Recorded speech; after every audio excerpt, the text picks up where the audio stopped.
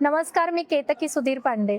Velvet Kavisha publication आणि झेप सामाजिक संस्थेमार्फत आज विश्वविक्रमी पुस्तक प्रकाशन सोहळा होत आहे. ह्याच सोहळ्याचा आणि ह्या विक्रमाचा एक भाग म्हणजेच ताईंचं पुस्तक आहे. कोविडमध्ये बरंच लोकांचं नुकसान झालं, पण कोरोना काळाने काय दिलं असं म्हटलं तर एक लेखिका आपल्याला दिली असं म्हणणं वावगं ठरणार नाही. कारण त्या दरम्यान जो वेळ मिळत गेला तेव्हा ताईंची लेखनी बहरत गेली. तर आज आपण भेटतो आहोत शुभांगी मस्के ताईंना. ताई, आपलं खूप खूप स्वागत आहे. आज गुंफण नात्यांची हे आपलं पुस्तक प्रकाशित होत आहे. कसं वाटतं? छान वाटत आहे खूप. आजचा दिवस म्हणजे स्वप्नपूर्तीचा आनंदच असल्यासारखा आहे अगदी. लिखाण सुरू केल्यानंतर तुमची स्वतःची अशी ओळख जी तयार झाली असेल किंवा काय बदल झालेत असं तुम्हाला वाटतं? मी तर सुरुवात तर पहिले फेसबुक अकाउंट जेव्हा काढलं तेव्हा अनेक लेखक लेखिकांची कथा वाचण्यात आल्या माझ्या आणि त्यांना मग मी कमेंट करायची. त्या कमेंटमध्ये माझ्या कमेंट वाचून त्यांनीच मला की तुमचा हात लिहिता वाटतो आहे तर तुम्ही प्रयत्न करू शकतात, कारण तेव्हा वेगवेगळे ॲप वगैरे पण आलेले होते लिखाणाचे. मग मी म्हटलं आपण पण प्रयत्न करायला काही हरकत नाही, तर लिहूया आपण. मॉम्स्ट्रेसो म्हणून एक डिजिटल ॲप होता, त्याच्यावरती 100 शब्दांची गोष्ट, तो एक प्रकार होता लिखाणाचा. त्याच्यावर मी पहिली कथा लिहिली. वाचकांचा छान प्रतिसाद मिळाला त्याला आणि त्याच्यानंतर कथा कविता वगैरे टाकत गेले. लिखाण म्हणजे वाढवत गेले स्वतःचं. रोजच काहीतरी लिहायचे त्याच्यावरती. या दरम्यान माझं जसं लिखाण वाढलं तसं ज्यांचं मी लिखाण वाचायला लागले होते, वाचत होते, ते माझे चांगले म्हणजे ते पूर्ण लेखक वर्ग जो आहे तो माझ्याशी ओळखी झाला त्यांच्या आमचा, आणि त्या चांगल्या मैत्रिणी झाल्या महत्वाचं म्हणजे. कारण माझं पण लिखाण सुरूच होतं दरम्यान थोडं थोडं. तर या लिखाणाने काय तर बदल म्हणजे सर्वसामान्य एकदम गृहिणी असलेल्या लेखिका म्हणून सन्मान मिळाला मला. आणखी आत्मविश्वास तर वाढलाच लिखाणामुळे. आणखी माझाच मला चांगली मेन म्हणजे वाचक वर्ग मिळाला जो स्वतःचा नव्याने शोध लागला असं वाटतं. आणि म्हणजे स्वतःचीच नव्याने ओळख झाली मला माझी.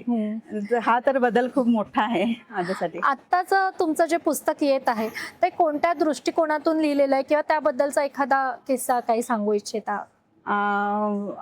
तसं तर मी आजकाल TV मालिका वगैरे आपण बघतो, जिकडे तिकडे हेवे दावे, सासू सासूनांची भांडणं, नणंद भाऊजाईचं एकदम हेवे दावे, नवरा बायकोंचे विकोपाला गेलेले भांडणं पाहतो आपण. मी ना कथेमध्ये रमते. माझी कथेतली पात्र मला ना आपलीशी वाटतात आणि अशी असावी असं वाटतात.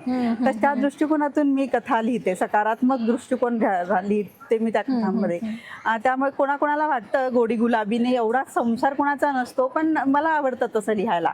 आता नक्कीच, म्हणजे जसं वर्षाताई म्हणते की समाजात दुःख भरपूर आहे, आपण त्यांना सकारात्मक काहीतरी दाखवलं पाहिजे.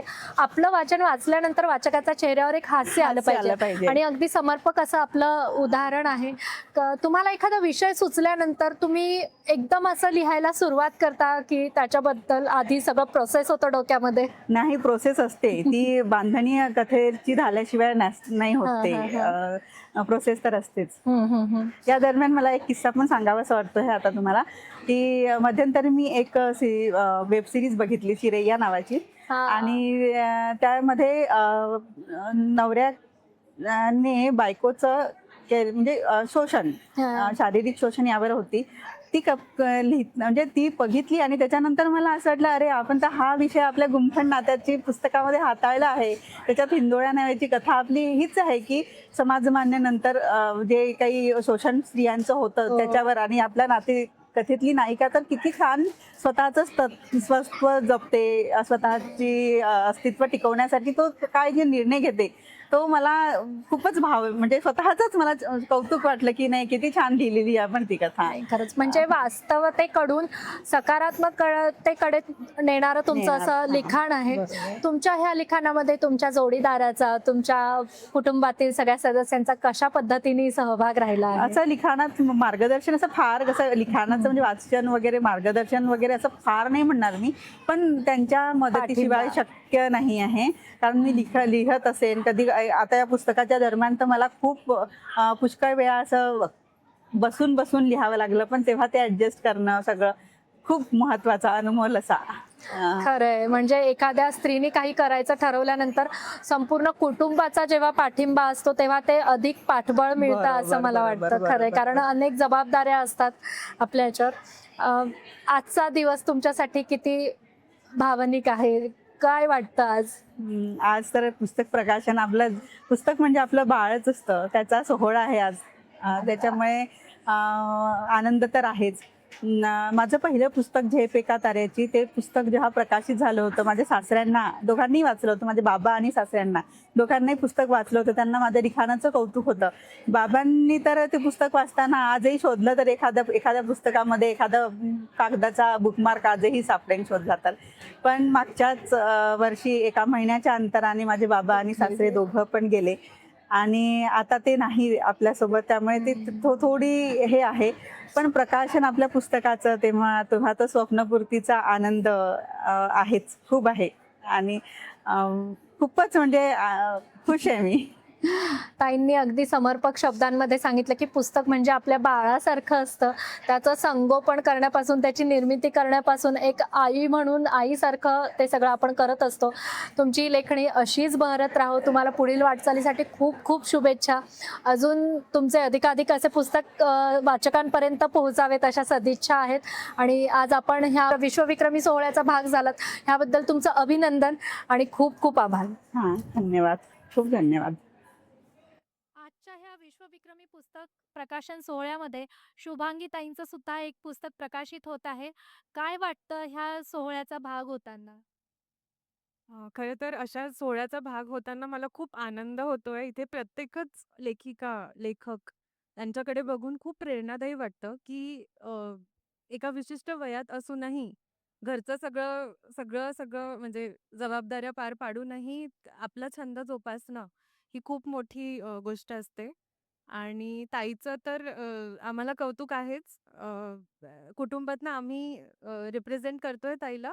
पण सगळ्यांच्याच सदिच्छा आहेत ताईसोबत आणि विशेष तिचं कौतुक करावं वाटेल मला, की ती भावना खूप व्यवस्थित ओळखते. म्हणजे भावनांची जाण तिला आहे आणि तिचं पुस्तकात आपल्याला नक्कीच ते दिसणार आहे. तिचा भावनांची जाण आणि तिचा सकारात्मक दृष्टिकोन. यासाठी ताईला खूप खूप शुभेच्छा आणि मला याचा भाग होता आलं याबद्दल खूप आनंद आहे. नक्कीच. एक संवेदनशील लेखक किंवा लेखिका खरंच खूप समृद्धपणे सगळं लिहू शकते. काय वाटतं आज त्यांचा ह्या सोहळ्याचा भाग होताना, त्यांचा हा प्रवास बघताना? खूप छान वाटतं आणि सर्व कुटुंबांना त्यांच्यावर खूप अभिमान आहे आणि मी लहान असताना पण त्यांचं WhatsAppवरून जे त्यांनी सुरुवात केली होती लिखाणची वगैरे, ते वाचत ते वाचून पण खूप आनंद होतो, की आता पण म्हणजे की ते हळू पुढे गेलं आणि त्यांची आतापर्यंत दुसरी बुक आहे जी पब्लिश होत आहे. तर खूप आनंद वाटतो मला या गोष्टीचा आणि खूप प्राउड आहे मी मम्मीची. खूपच छान. ही वाटचाल अशीच पुढे सुरू राहो. तुम्हाला खूप सुंदर असेच प्लॅटफॉर्म मिळत राहो. वाचकांपर्यंत तुमची लेखणी पोहोचत राहो. तुम्हाला मनापासून शुभेच्छा. तुम्ही दोघे आज उपस्थित झालात. त्यांना पाठबळ देण्यासाठी, कौतुक करण्यासाठी तुमचंही खरंच खूप कौतुक आहे. धन्यवाद.